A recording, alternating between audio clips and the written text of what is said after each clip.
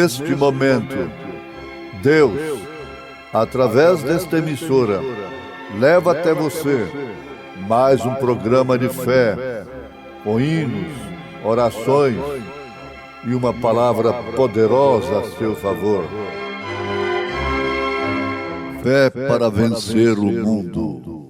Somente crer, somente crer, tudo é possível, somente crer, somente crer, somente crer, tudo é possível, somente crer. Eis que vem dias, diz o Senhor Jeová, em que enviarei fome sobre a terra, não fome de pão, nem sede de água, mas de ouvir as palavras do Senhor. Irão vagabundos de um mar até outro mar, e do norte até ao oriente. Correrão por toda parte, buscando a palavra do Senhor, e não a acharão.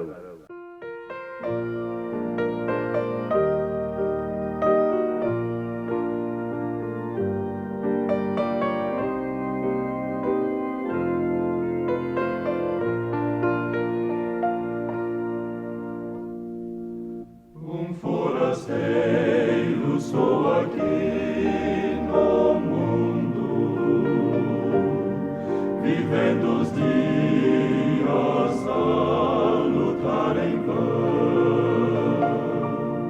Sem esperança procurei ter paz, e tudo foi fracasso e ilusão. Mas houve um dia em que voltei meus olhos ao céu e tive a visão do amor. Mas houve um dia em que voltei meus olhos e vi Jesus, o amante Salvador.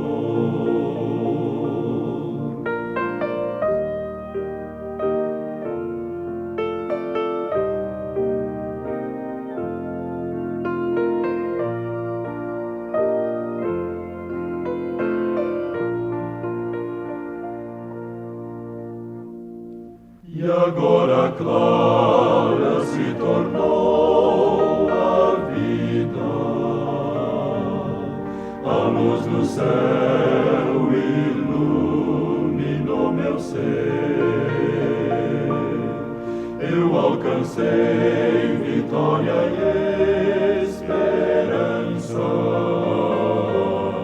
e hoje em Cristo sinto-me feliz.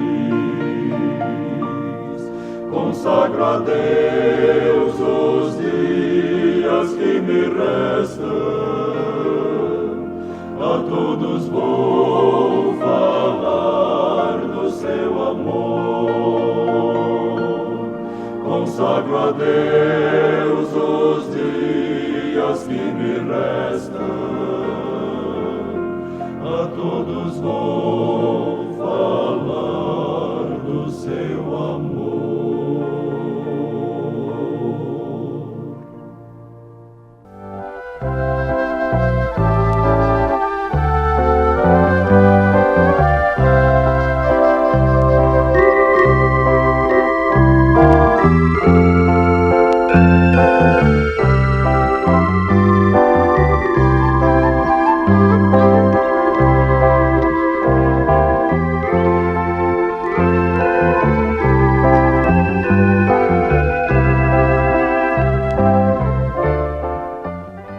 Ela disse: Sim, mas Saul disse que ele mataria todos que adivinhassem. Ele disse: eu te protegerei. Bom, isso se trata de um encontro de Saul com aquela mulher feiticeira, aquela velha médica do diabo que foi encontrada por Saul.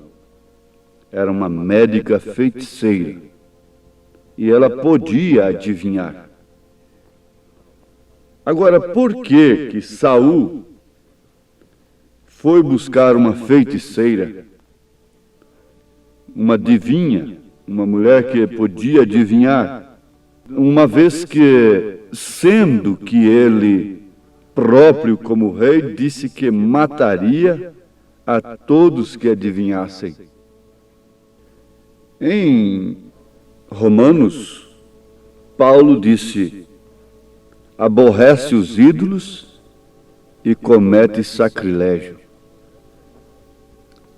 Aborrece a idolatria, mas profana o santuário, profana a palavra de Deus. Aborrece os ídolos, a idolatria, as imagens, mas, no entanto, vivem vidas iguais a deles, a dos idólatras. Eles não podem ver um retrato do profeta desta era. Diz que é idolatria. Mas eles não sabem o que é idolatria, afinal de contas. A idolatria é tudo que é colocado entre você e Deus. Isto é certo. Se você põe a imagem do próprio Senhor Jesus Cristo como intermediário, isso é idolatria, isso é ídolo. Se você põe o retrato de seu pai ou de sua mãe, ou de um profeta de Deus, seja de quem for, do próprio Deus, entre você e Deus, isso é idolatria. Porque Deus é espírito e importa que os seus adoradores o adorem em espírito e em verdade. Vocês sabem que o mesmo Deus que escreveu nas tábuas da lei que não fizesse imagem alguma de escultura do que há em cima nos céus, debaixo da terra, o mesmo Deus ordenou a Moisés que fizesse 2 querubins e os colocasse ali sobre a arca, no tabernáculo. Sim, se você ler a Bíblia, você vê que isto é verdade. Mas há uma diferença muito grande de idolatria. É que você nunca vê na Bíblia o povo adorando aqueles querubins, embora eles estivessem ali, sobre a arca. Nenhum sumo sacerdote que entrava ali, entrava para adorar aqueles querubins em favor do povo. De maneira alguma. Você nunca viu um membro da mensagem adorando o retrato do profeta nesta era. Não. Aquilo é simplesmente um testemunho, esta luz fotografada sobre sua cabeça. É um testemunho. Se eles pegam a fotografia de um aleijado andando quando oraram, eles fazem daquilo um cavalo de batalha, um grande testemunho. Se eles pegam uma fotografia de uma visão aí, de uma moça que dormiu e recebeu uma coisa no papel, na mão, um anjo trouxe, manda revelar, sai túmulos abrindo, etc. Isso corre pelas igrejas sem empecilho algum. Mas você poderia ver isto como um testemunho de um sonho de uma moça. Quer dizer, aqueles que conhecem essa história desse sonho, desta visão, sabem melhor do que é que eu estou falando. Você nunca vai ver um membro da mensagem adorando ao profeta de Deus. Ele sim soube pregar contra a idolatria. Ele pregou a mensagem cristianismo contra a idolatria. Agora, ele pregou como um profeta de Deus.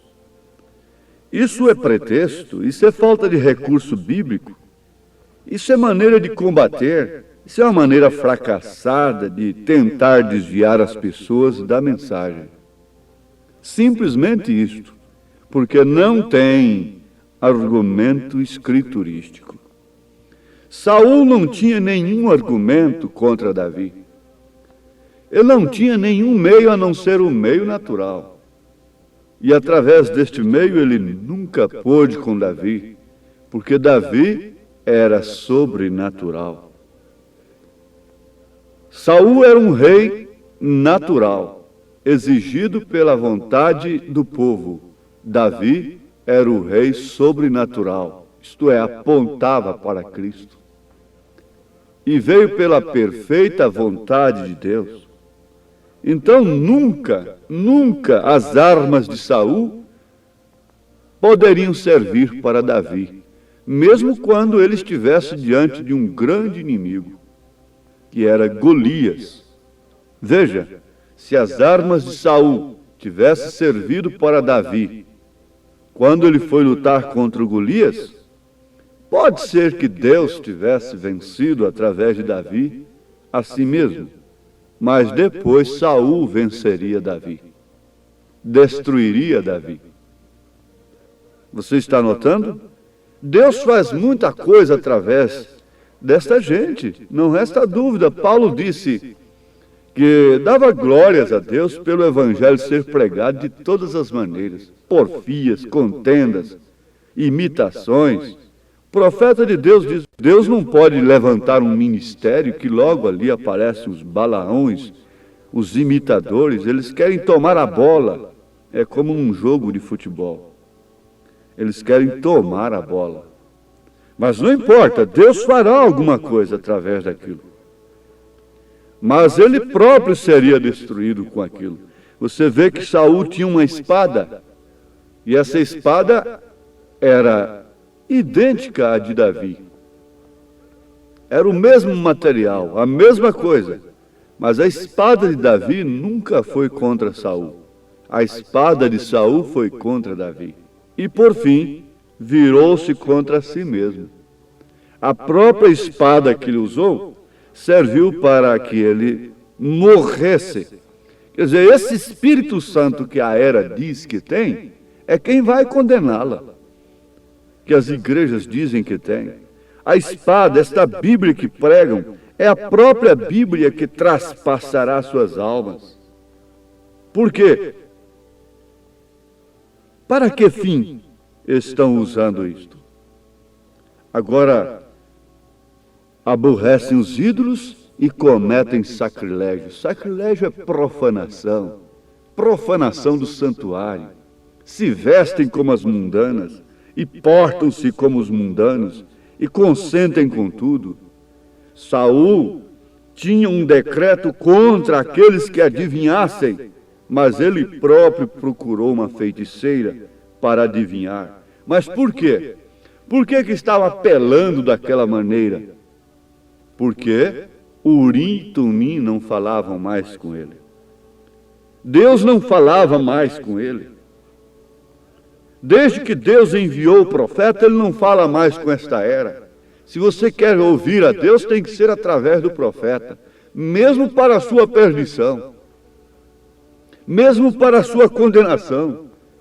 Saul foi em busca e Samuel veio. E foi ele quem disse para ela: você vai trazer Samuel para mim. Ela disse: sim, mas Saul disse que ele mataria todos que adivinhassem. Ela não sabia que estava falando com o próprio Saul.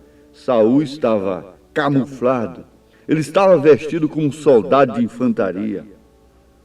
Ela adivinhava, mas ela não sabia que ali estava Saul, aquele próprio que decretara contra aquilo. É você, porventura, uma delas? Você não está vendo aí em 1 Timóteo capítulo 2 como você deve se vestir? E depois diz que é profetiza, tem o dom de profetizar. Ela era adivinha, mas não sabia que era Saul que estava ali. Você profetiza e não vê o lugar da mulher na igreja? Veja 1 Coríntios 14. Vá lendo. Veja 1 Timóteo 2. Veja 1 Pedro capítulo 3. Você está com isto na mão e não pode ver isto sendo uma profetisa? Sim. Veja o que aconteceu com aquela profetisa, com aquela feiticeira. Saul disse: eu te protegerei, eu interpretarei isso para você, eu te darei cobertura. Você deve pregar, eu te darei cobertura. Ele estava vestido como um soldado de infantaria, e ele disse: adivinha para mim e traga-me em cima do mundo da morte que passou além daqui. Traga-me o espírito de Samuel, o profeta. Agora você quer o profeta? Quer o profeta de novo? Mas ele continua sendo um profeta. Moisés continuou sendo Moisés. Ele foi visto no Monte da Transfiguração. Elias continuou sendo Elias. Ele teria a mesma mensagem para Jezabel. Ele não teria se modernizado, como aconteceu com aqueles que começaram aqui em 1910. E vejam onde é que eles estão hoje. Mas, quando aquela adivinha trouxe o espírito de Samuel, a Bíblia diz que era Samuel mesmo. Isso ficou provado pela mensagem que ele deu para Saul, que era Samuel. Mas ela disse: eu vejo deuses subindo. Ora, ali estava subindo um só. É que Samuel teve 3 ofícios. Ele foi rei, ele foi sacerdote, ele foi profeta sobre Israel. Mas a feiticeira daquele dia, ela disse: deuses, vejo deuses, quando era um só. Não é o que a feiticeira desta era vê? Ela vê Pai, Filho e Espírito Santo como deuses, como 3 pessoas distintas. É a mesma coisa. Samuel foi rei, foi sacerdote, foi profeta. Em Israel, você sabe disso? Sim. O povo quis pessoas distintas depois. A mesma coisa aconteceu em Cristo. Jesus Cristo é rei, sacerdote, profeta. Ele é Pai, Filho e Espírito Santo. E ele traz o nome do Pai, do Filho e do Espírito Santo. Leve o seu batismo no teste de Urim e Tumim. Se você foi só batizado nos títulos, e veja se isso brilha. Você dirá assim: brilha em Mateus 28, 19. Não, não brilha. Não brilha. Está apagado, porque Mateus disse em nome do Pai, do Filho e do Espírito Santo. Ele não disse em nomes. E ligue isto com as referências. Busque as referências de São Mateus 28, 19. E você verá que a coisa está errada. A coisa está errada. Estando errada, Deus não pode abençoar de sua maneira real e verdadeira. Abençoa como abençoou a Balaão. Ele abençoa. Ele dá chuva e sol para o joio. Para esses que operam em iniquidade, cura divina, expulsando demônios e todas estas coisas. Ele abençoa. Mas veja o que viu aquela feiticeira. Ela disse: vejo deuses. Ora, como deuses? Se era apenas Samuel que estava se manifestando ali. Não é o que acontece com essa feiticeira da era? Onde ela herdou essa doutrina? Foi dos apóstolos? Não, foi no concílio de Nicéia, 325 anos depois de Cristo, foi que ela viu deuses. Veja que contraste dessa feiticeira com Abraão. Quando chegaram 3 de fato lá na tenda de Abraão, Eloí mais 2 anjos, o Senhor mais 2 anjos, Abraão diz: meu Senhor. Que diferença! Vendo 3, não disse meus senhores, porque Senhor era somente um. Somente um. Por isso, o então Saulo de Tarso clamou: quem és tu, Senhor? Senhor quer dizer Pai. Senhor Jesus Cristo é o nome do Pai, e do Filho e do Espírito Santo. Veja que diferença entre a feiticeira e Abraão. Ela viu Samuel somente e disse: vejo deuses. Samuel teve 3 ofícios, sendo uma só pessoa. Sim, sobre Israel. Abraão viu 3, mas ele distinguiu somente o Senhor. Meu Senhor. Você lê em Gênesis, você não vai ver Abraão dizendo meus senhores, mas sim meu Senhor, porque só um que estava ali é que era Senhor. Os demais eram anjos que desceriam para Sodoma e Gomorra. O Senhor mesmo não foi lá. Somente mensageiros foram lá, mas o Senhor ficou aqui separado. É o Senhor Jesus Cristo quem está com a noiva. E essa esposa eleita do Senhor pode ver o Pai no Filho. Ela não é uma feiticeira, ela não é uma profetisa dessa que está com a Bíblia na mão e não pode ver nem o lugar da mulher nas Escrituras. Sim, mas ela tem cobertura: eu te protegerei. O que adiantaria a proteção de Saul? Importa é a proteção da palavra, a proteção do Senhor. Ela está buscando a proteção do reino mundial, natural, mas a esposa de Cristo quer a proteção do reino espiritual. Ele disse: eu te protegerei. Pode continuar adivinhando, pode continuar profetizando. Mas o que é isto? O Senhor diz em Amós 8, verso 11: eis que vem dias, diz o Senhor, em que enviarei fome sobre a terra, não de carne, não de sede de água, mas de ouvirem a palavra do Senhor, mas não a acharão. Por quê? Urim, Tumim não fala com eles. A palavra de Deus não pode falar mais com eles, mas pode falar com você, meu ouvinte. Deus te abençoe enquanto a palavra de Deus está te falando, te abençoando. Davi estava longe naquela hora, e Saul estava naquela situação. Davi estava ali ungido originalmente, não pelo pedido do povo, mas pela escolha de Deus. Que Deus te abençoe, que você tenha esta unção diferente. Parece que era a mesma, pela perfeita vontade de Deus. 2 ministérios, mas um pela perfeita vontade de Deus e outro pela perfeita vontade do povo, pela vontade do povo. Oh, que o Senhor te abençoe nesta luz gloriosa do dia, em nome de Jesus Cristo. Amém.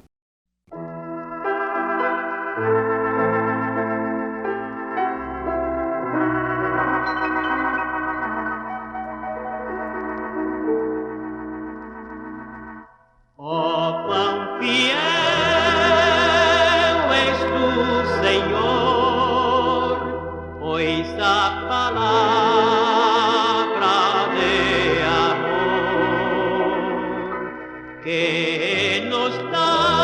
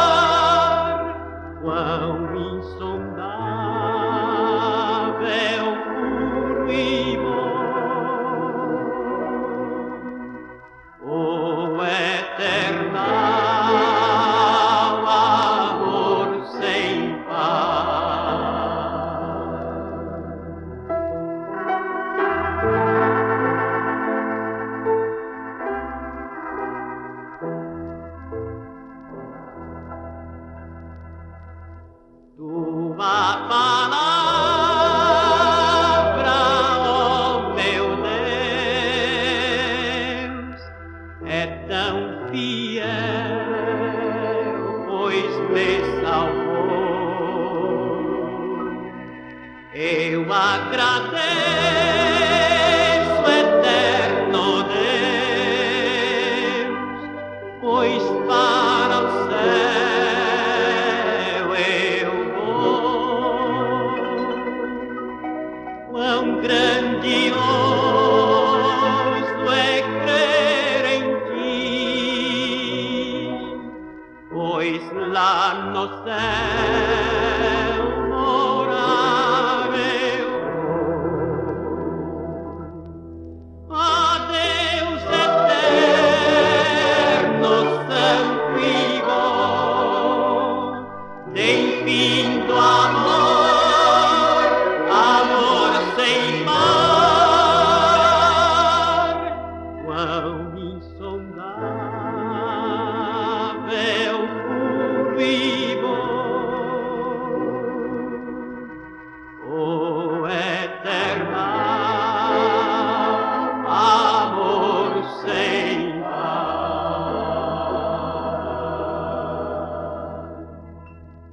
Vem, ó Senhor, guiar com tua mão a nossa lida tão constante aqui.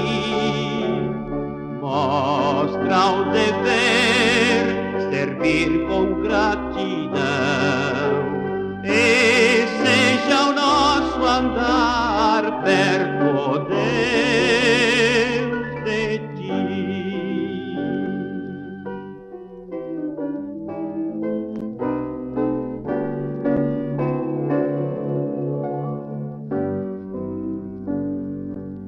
Reveste o